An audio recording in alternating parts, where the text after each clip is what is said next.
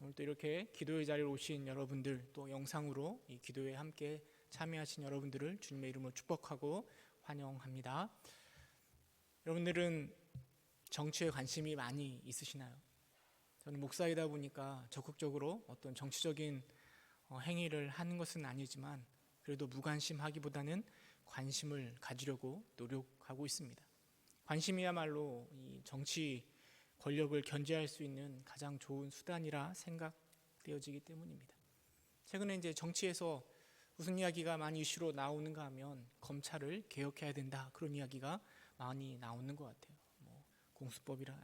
공수처라든지 수사권을 조정하는 문제가 다 이 검찰 개혁과 관련이 있는 것 같습니다. 사실 저는 검찰 개혁을 어떻게 이루어야 된다, 어떻게 변화돼야 된다라는 것을 구체적으로 말할 수는 없지만 바라는 것은 한 가지인 것이죠. 죄를 지은 자들에게는 반드시 그 죄값을 받게 해야 되고, 또 죄가 없는 사람들을 함부로 괴롭혀서는 안 된다라는 거죠. 어떤 정치 권력이나 국가 권력이 자신을 위하여서 유죄와 무죄를 판결하는 사법부의 권한을 함부로 악용하는 것을 원치 않는다라는 겁니다.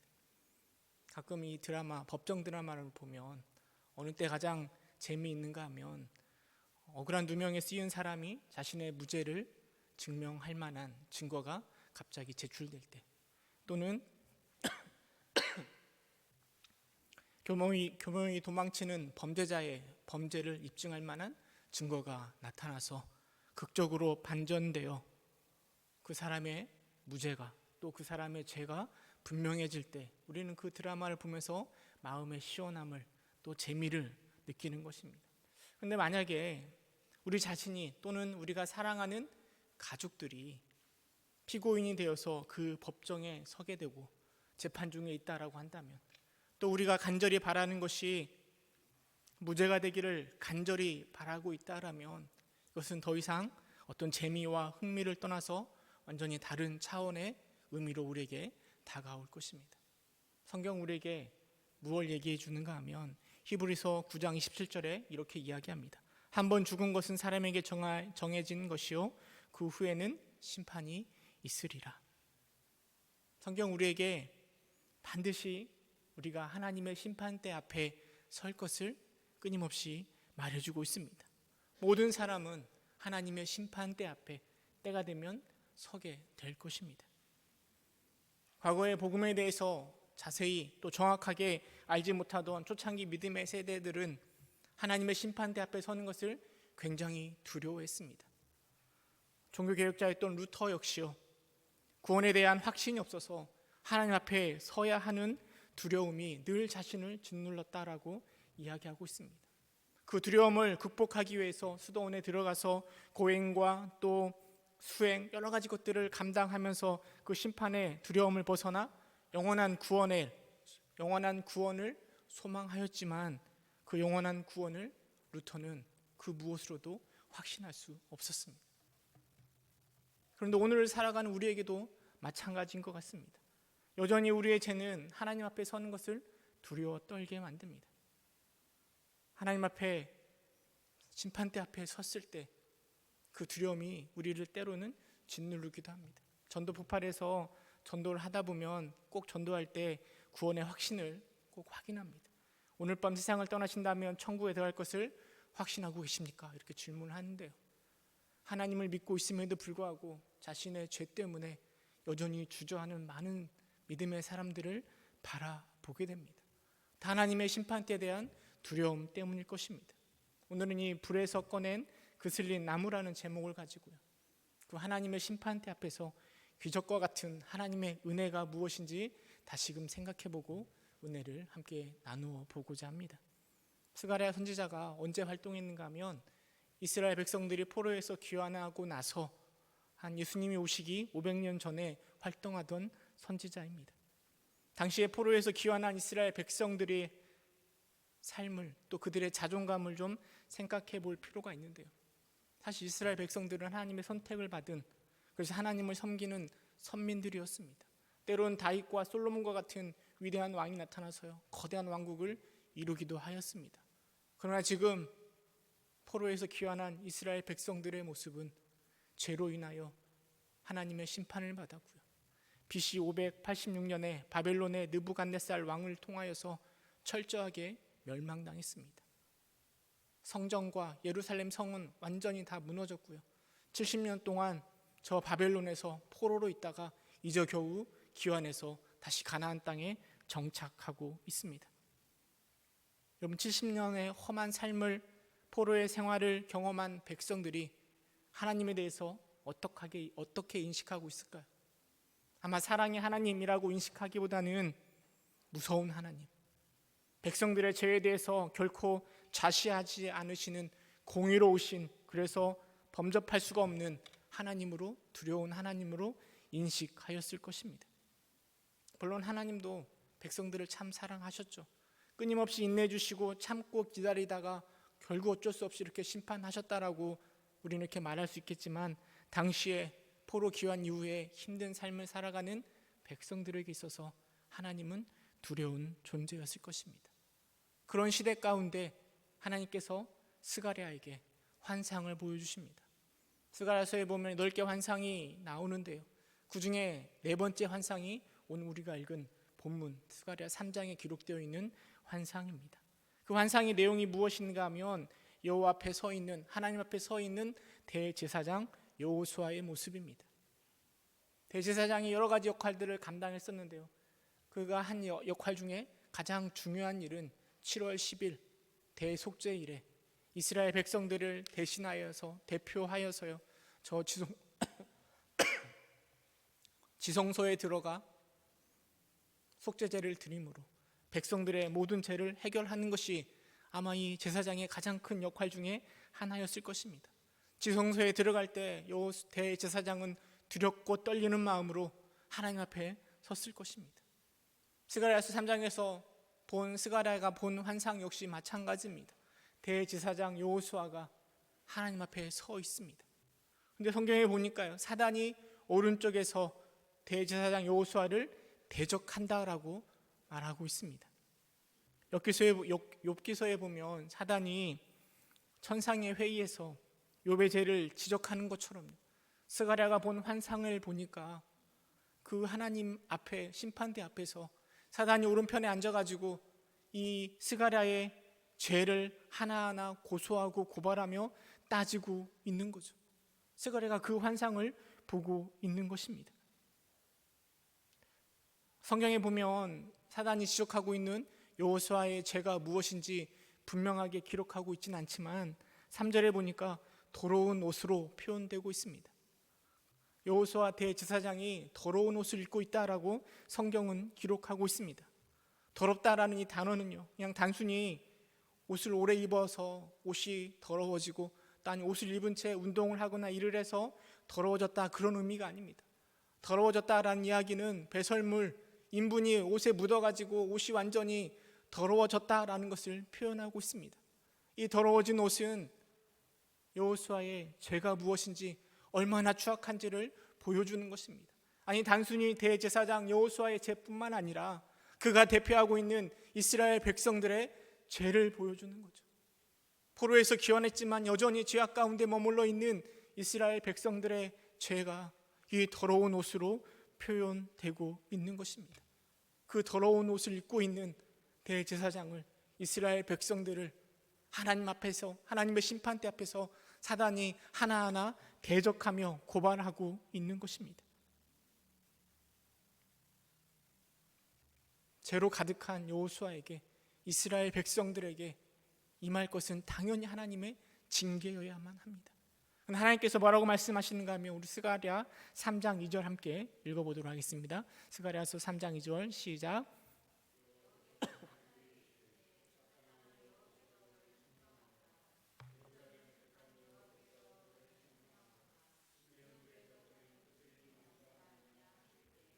하나님께서 말씀하시는데요, 너를 책망하노라 라고 말씀하십니다.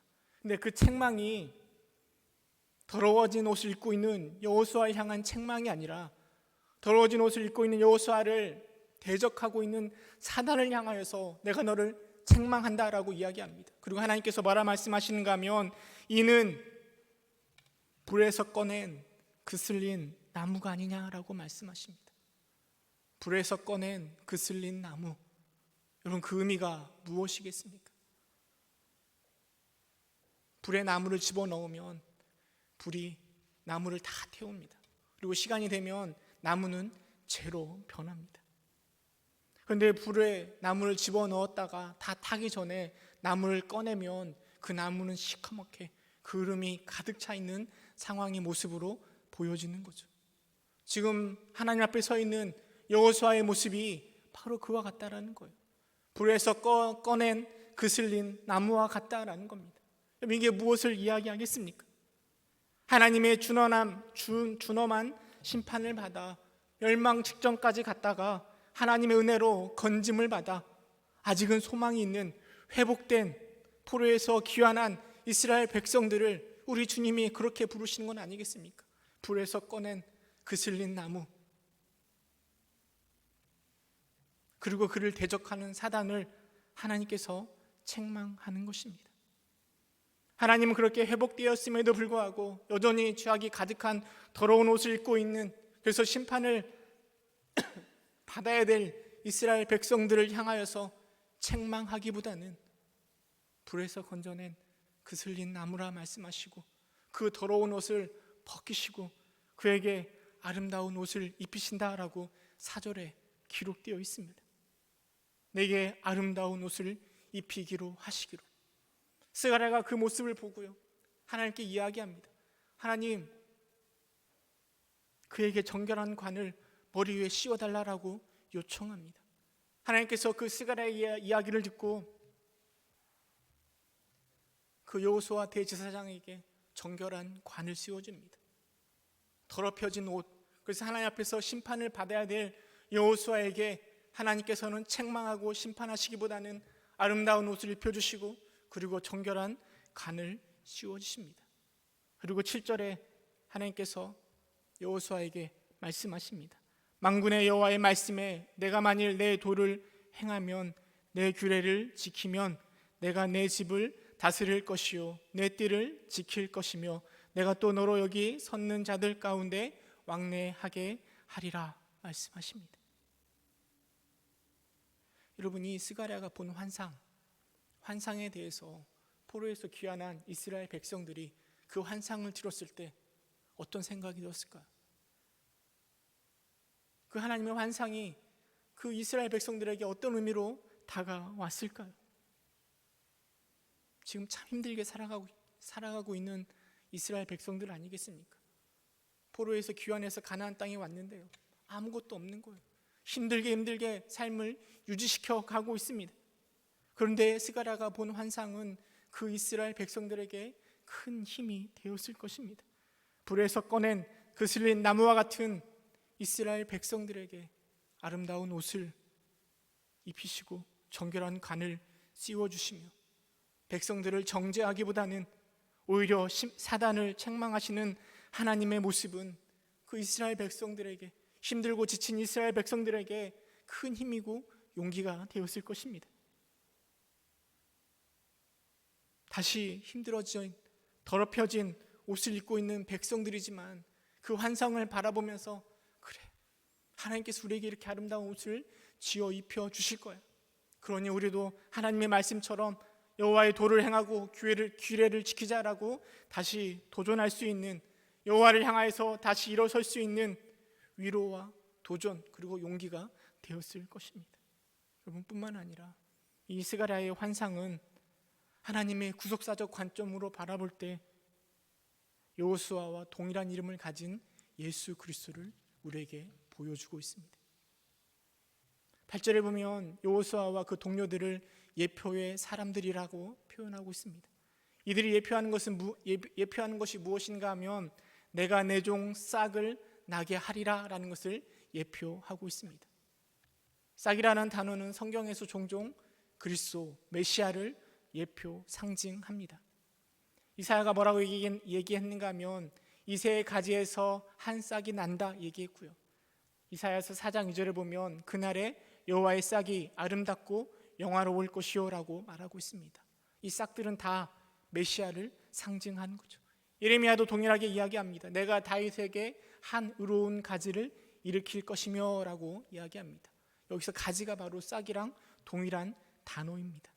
지금 이 환상을 보고 있는 여호수아가 바로 내종 싹 곧 그리스도를 예표하는 자가 되는 것입니다. 9절에 보면 여호수아 앞에 세운 돌에 대해서 언급하고 있는데요, 이 돌 역시 바로 그리스도에 대한 예언으로 그가 이 땅의 죄악을 하루에 제거할 것이다 라고 말씀하시는 것입니다. 스가랴가 본 환상은 단순히 그 포로에서 귀환한 이스라엘 백성들에게 위로와 용기를 줄 뿐만 아니라 500년 후에 오시는 싹 곧 예수 그리스도가 십자가에서 인간의 죄의 문제를 완전히 해결하시고 더 이상 죄의 문제, 심판의 문제로 인한 고민을 완전히 해결하시는 것을 우리에게 상징적으로 보여주는 것입니다. 그런데 여러분, 대제사장 여호수아가 예수 그리스도가 죄의 문제를 감당하셨던 것과는 굉장히 많은 대조를 보여주고 있습니다. 하나님께서는 여호수아에게 더러운 옷을 벗기고 거룩한 옷을 지어 입혀 주셨습니다. 그러나 우리 예수 그리스도께서는 그에게 입고 있던 옷조차 제비뽑기로 다 빼앗겨 버리고 완전히 벗겨져 수치를 당하셨습니다. 여호수아 대제사장에게는 정결한 관이 씌워졌지만 우리 예수님에게는 가시물 면류관이 씌워졌습니다. 여호수아에게는 더러움 속에서 무죄 판결을 받았지만 죄가 없으신 예수님은 거룩하심에도 불구하고 유죄 판결을 받으셨습니다.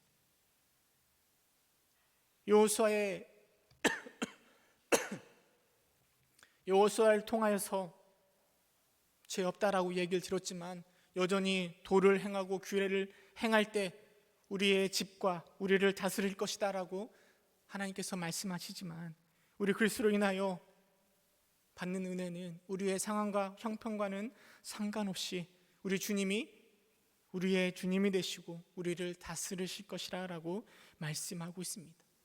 그리스도의 십자가는 율법을 완성하심으로 율법을 폐하셨습니다. 우리는 그것 율법으로부터 예수 그리스도를 통하여 자유할 수 있습니다. 예수님 우리가 받아야 될 심판을 직접 받으심으로 대제사장 여호수아가 이스라엘 백성에게 주셨던 위로와는 비교할 수 없는 큰 위로를, 큰 사랑을, 은혜를 우리에게 부어주시는 것입니다. 여러분, 이게 바로 복음의 진리 아니겠습니까? 이 복음이 오늘 우리가 믿고 있는 복음이고 이 복음 때문에 오늘 또 우리는 소리를 높여 주님 앞에 기도하고자 이 자리에 모여 있는 것입니다. 우리는 이런 구약에서 예표하고 있는 예수 그리스도, 그분의 사역, 십자가의 사역 때문에 성경이 말하고 있는 그 하나님의 심판대가요, 더 이상 두려움의 심판대가 아니라 은혜의 심판대가 되고 거듭남의 심판대가 되는 것입니다. 근데 제가 생각해 볼 때, 오늘을 좀 생각해 볼 때 하나님의 심판대에 대한 두려움이 예수 그리스도를 통하여서 극복되긴 하였지만 우리에게 또 다른 문제가 생긴 것 같습니다. 그 문제는 무엇인가 하면 하나님의 심판대를 우리가 너무나 가볍게 여기고 있는 것은 아닙니까? 과거에 하나님은 공의로운 하나님이셔서 반드시 죄에 대해서 심판하시는 하나님, 두려움의 하나님이라는 인식이 강했다면 오늘날 우리가 믿고 있는 하나님은 너무 사랑의 하나님으로 치우쳐 있지는 않습니까? 내가 죄를 지어도, 내가 아무리 죄악 가운데 있더라도 은혜의 하나님은, 사랑이 넘치시는 하나님은 우리를 저 지옥불로 떨어뜨리지는 않으실 거예요. 우리에게 늘 좋은 곳으로 채워주실 것이야 라는 생각이 가득한 나머지 이 하나님의 심판대를 너무 가볍게 여기고 있지는 않습니까? 우리가 죄를 지었을 때, 우리가 지은 죄에 대해서 인식할 때 처절한 회개가 있어야 되는데 저 오순절 말씀을 듣고 마음에 찔렸던 자들이 우리가 어찌할꼬 한탄했던 것처럼 이사야가 하나님을 배웠고 나서 화로다 내가 망하였도다라고 고백했던 것처럼 두려움과 처절함이 우리에게 있어야 되는데 그냥 하나님 앞에 그냥 간단히 기도 한번 드리면, 죄를 한번 이야기하면, 하나님 앞에 애교 한번 부리면 하나님께서 다 알아서 해결해 주시겠지, 그런 두려움 마음이 다 사라져버리고 심판에 대한 두려움이 다 사라져버리고 그냥 너무나 가볍게 하나님 앞에 서려고만 하고 있지는 않습니까? 저희 집 애들이 2명 있잖아요. 하영이하고 하민이. 늘 말썽이고 늘 잘못한 것들이 많아가지고 늘 혼을 많이 나는데요. 잘못하거나 실수를 하면 적어도 죄송한 척, 미안한 척 해야 하는데 막 혼내려고 하면 애들이 뭐라고 얘기하는가 하면 먼저 안아주세요 막 때를 쓰는 거예요. 안아주면 용서해 줄 것이라고 생각하고 그냥 그렇게 막 자꾸만 때를 쓰는 거죠. 아빠로서 참 난감해지는 거죠. 사랑하니까 안아줘야지 라고 하다 보면 어느새 그냥 대충 넘어가려고 하는 모습들이 보여집니다. 그러다가 한번 잘못 걸리면 아주 혼나는 거죠. 아빠한테 엄청나게 혼나는 거죠. 그리고 우리가 하나님의 그 심판대를 너무나 가볍게 여기는 나머지 하나님 앞에 그런 우리 하양이와 하민이와 같은 어리석음을 범하지는 않을까. 우리는 우리의 모습을 돌이켜 보아야 될 것입니다. 우리 어리석음을 알고요. 사단도 그 전략을 바꾼 것 같습니다. 과거에는 바람 전력으로 핍박과 억압 속에서 두려움에 사로잡히게 하고 결국 그 두려움 때문에 신앙을 포기하게 하려고 했던 사단의 전략이요. 이제는 햇빛 전략으로 바뀐 것 같습니다. 너희는 할 수 있어. 너희는 잘할 수 있어. 너희는 얼마든지 거룩하게 하나님을 섬길 수 있어. 믿을 수 있어 라고 우리를 자꾸 교만하게 만들어 가는 거예요. 그래서 그 교만함이 자꾸만 더 쌓여가지고 이제는 하나님이 없이도 얼마든지 나를 컨트롤할 수 있고 정결하게 살아갈 수 있다라는 마음이 우리 안에 가득 차 있지는 않습니까? 열심히 신앙생활하고 있는 것은 좋은데 그 열심 속에 하나님의 은혜를 구하기보다는 나 자신의 강력한 의지와 행위를 의지하고 있지는 않습니까? 하나님을 믿는 신앙이지만 더 이상 하나님을 의지하지 않는 신앙인이 우리가 되어버리지는 않았습니까? 더러운 옷을 입고 있으면서도 얼마든지 하나님의 심판대 앞에서 나는 무죄 판결을 받을 수 있다라는 착각 속에 우리가 살아가고 있지는 않습니까? 우리의 안일함과 두려움이 없는 이 교만함 속에 살아가고 있는 우리들에게 이 코로나가 큰 교훈을 주고 있는 것은 아닌가 생각되어집니다. 사실 이 계속되는 코로나 때문에 참 답답한 마음이 많이 있습니다. 우주를 정복하고 세상을 움직이는 것이 인간이라고 생각했는데 이 조그만 바이러스 하나를 우리가 해결하지 못해서 쩔쩔매고 있습니다. 얼마나 많은 사람들이 죽어가고 있는지 모르겠습니다. 다행히도 감사하게 한국에서는 이 코로나가 좀 잠잠해진다라고 해가지고요. 이제는 좀 예배를 마음껏 드릴 수 있겠구나. 멈췄던 우리 교육부서 예배도 시작할 수 있겠구나 상상했었는데 또다시 번져가면서 모든 계획들이 다 무너져 버렸습니다. 모든 생각들이 다 멈춰서고 어찌할까 고민하게 만들고 있습니다. 저는 이 코로나를 보면서요, 우리의 모습이 얼마나 연약한가 다시금 생각해 보게 되는 것 같습니다. 우리가 얼마나 부족한 존재인가, 우리의 신앙이 얼마나 연약한가 다시금 생각해 보게 되는 것 같아요. 우리가 누군지 아십니까? 불에서 꺼낸 그슬린 나무에 불과합니다. 우리가 할 수 있는 것은 아무것도 없습니다.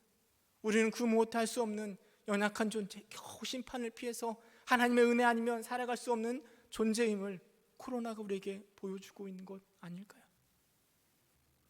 스가랴 3장 10절에 마지막으로 이렇게 이야기합니다. 만군의 여호와가 말하노라 그날에 너희가 각각 포도나무와 무화과나무 아래로 서로 초대하리라 하셨느니라. 포도나무 아래와 무화과나무 아래는 은혜의 자리입니다. 풍요의 자리입니다. 예수 그리스도를 통하여서 우리에게 타담한 나무 조각에 불과한 우리에게 은혜의 자리가 준비되어 있는 것입니다. 우리는 그 생명의 구원자 되시는 예수 그리스도께로만 나아가면 되는 거죠. 하나님의 초대에 그 부르심에 아멘으로 나아가기만 하면 되는 것입니다. 여러분 꼭 기억하시기 바랍니다. 우리는 불에서 꺼낸 그슬린 나무에 불과합니다. 되는 것이 하나도 없고 때로는 고통 속에 나의 삶이 있는 것 같다 하더라도요, 우리는 행복할 수 있습니다. 왜냐하면 그 불에서 건짐을 받았기 때문입니다. 때로는 우리 마음이 교만해져서 내 힘으로 이루려고 거룩해 줄 수 있다라고 되지도 않는 거룩함 척하려고 하는 우리의 모습을 가질 필요도 없습니다. 여러분, 우리에게는 끓음이 가득 차 있는 불에서 꺼낸 나무에 불과합니다. 그냥 모든 것을 다 주님께 내려놓고 주님 앞으로, 주님의 나무 곁으로 우리는 나아가기만 하면 되는 것입니다. 그럴 때 하나님께서는 우리에게 아름다운 옷을 입혀주시고 정결한 관을 씌워주시며 그리스도의 그 사랑 안에서 다시 다른 모든 것들을 시작할 수 있는 것입니다. 그 하나님의 나무 앞으로, 나무 밑으로, 그리스도의 은혜 밑으로 늘 내려가시는 여러분 되시기를 주님의 이름으로 축원합니다. 함께 기도하겠습니다.